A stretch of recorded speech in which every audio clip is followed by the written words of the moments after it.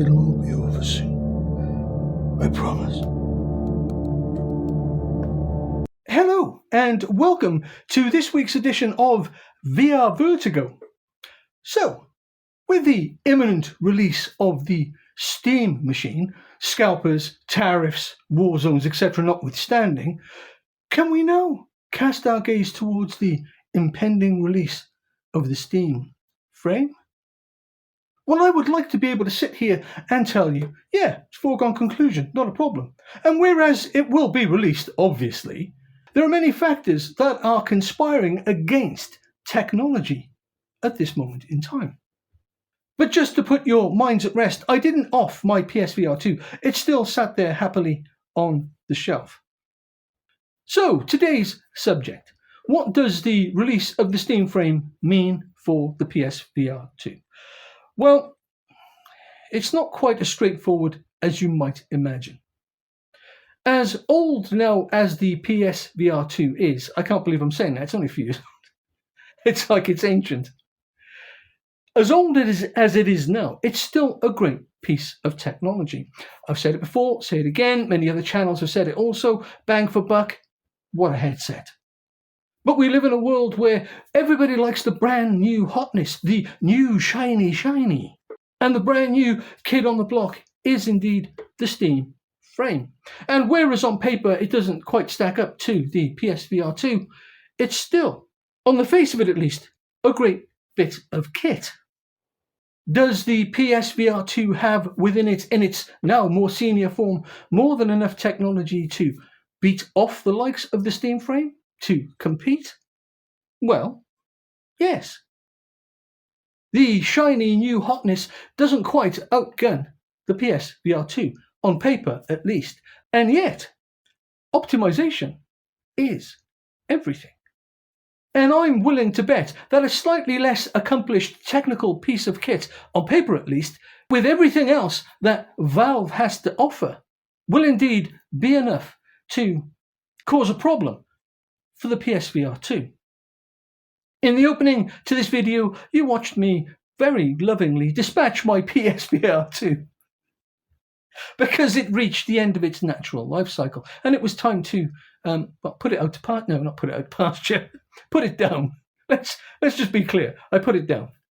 But that's not at all the actuality of the situation. The truth is that the PSVR2 has a lot of life left in it. When it was released, Sony gave us the impression that it had in fact future-proofed its design. And I think it did. Now, it isn't all the bells and all the whistles all at once, all of the time. But you know what? It's a great experience. It's solid and it works. Just don't look at the PSVR2 forums. It does have its shortfalls, namely Sony. When we look at the offering from Valve, the Steam frame gives us something that Sony hasn't, and that is a huge back catalogue of games from which to choose with, it seems on the face of it, an ongoing effort to optimize and refresh the store with new games. It's allowing modders in to mod games. You play VR on Steam and you're like a dog with two dicks. You play VR in the PlayStation Store, and it's like a scene from A Christmas Carol. Tuppence is tuppence. PlayStation, despite all its glitz and glamour on the face of it, all its very clean, fine design work that it did on what is effectively a great-looking headset, for all its competence in design and execution, it produced a very solid piece of hardware. And what did it do with that hardware? It threw it out into the wild and basically let it fend for itself. If Sony was penny pinching when it released the PSVR2, it certainly needed to learn its lesson, because its endeavours, the money that it put into live service games, which no doubt it took from the PSVR2 and its endeavour, has come round and bit them squarely on the ass. It bet the farm on live services, and look where that got them. But despite all the faults, all the false starts, the continual lack of first-party, backwards-compatible modded games that we should have had on the PlayStation 5 for the PSVR2, Can we still sit here and say that the PSVR2, in light of the imminent release of the Steam frame, is cooked? Well, as I said, it's not a straight answer. Because that headset up there is a console headset that you can plug into a PC. The Steam machine, we're told, is a cross between a PC and a console. The magic words there, or acronym, PC. Now, one would logically think and make the connection by extension that because the PSVR2 has a PC dongle adapter, then the Valve Steam frame, being a PC, should, in theory, take that. However, I wouldn't put it past Valve, even though it's stated very clearly it's your PC, do what you want with it, that it will, for 1 second, allow the PSVR2 to be plugged into it. Even though Valve knows that the Steam machine is a separate product to the Steam frame. Even though you could sell them as a suite of kit, it's effectively a separate product and will have to stand in the marketplace on its own 2 feet. So from a business standpoint, one would think, get everybody in. But brand exclusivity is a powerful magnet. And so it's very possible that within the Steam machine, there's a clever piece of coding that says PlayStation no.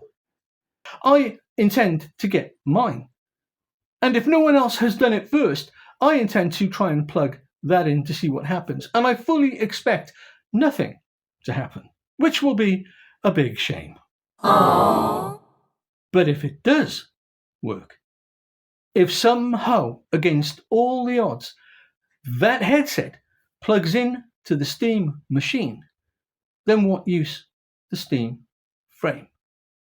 But the current market is problematic. And maybe, just maybe, Valve are looking at this and going, do you know what? The whole RAM situation, because the Steam frame does use onboard RAM, because the RAM situation is so dire, why not exploit the PSVR2? Why not leverage it in order to make your own console look great?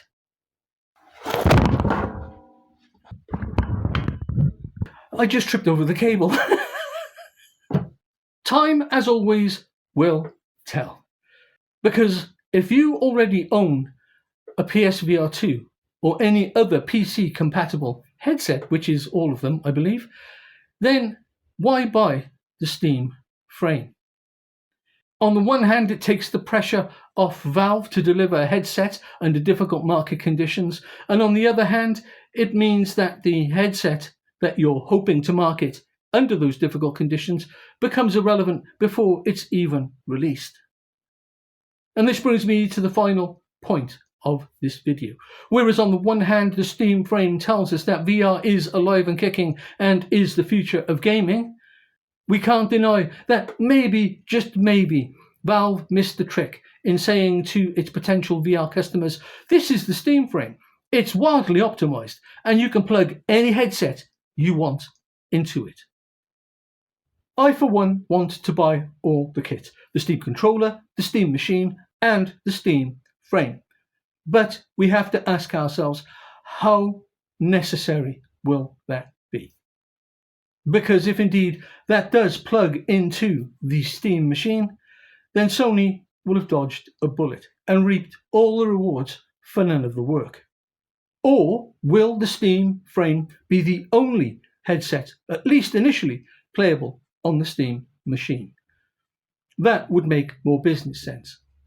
But if there aren't any headsets to be released yet, then if you were Valve, what would you do? So as difficult as the VR landscape is at the moment, frankly, it's winner, chicken dinner all round, at least for VR players. We're here at the beginning, and it's not a comfortable or easy place to be. But it sure is fun.